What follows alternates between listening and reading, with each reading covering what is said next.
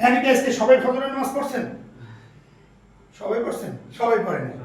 তাহলে যে ফজরের নামাজ পড়ছে সে যে কয় ঘন্টা সময় পাইছে, যে ফজরের নামাজ না পড়ে ঘুমাইছিল সে কি সেই কয় ঘন্টা পাইছে? 8টা। তাহলে মাস 30 দিনে 4 দিন গেলে কয় দিন থাকে?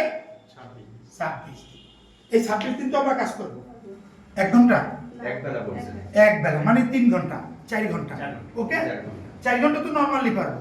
ওকে, তাহলে আমরা প্রতিদিন 4 ঘন্টা বাই করবো। এই 4 ঘন্টা কারোর সাথে স্যাক্রিফাইস করা যাবে না।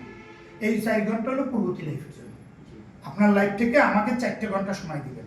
এই 4 ঘন্টা আমরা কয়জন লোকের লোক কথা বলতে পারবো? নর্মালি সময় নিয়ে করবো, তাড়াহুড়া না।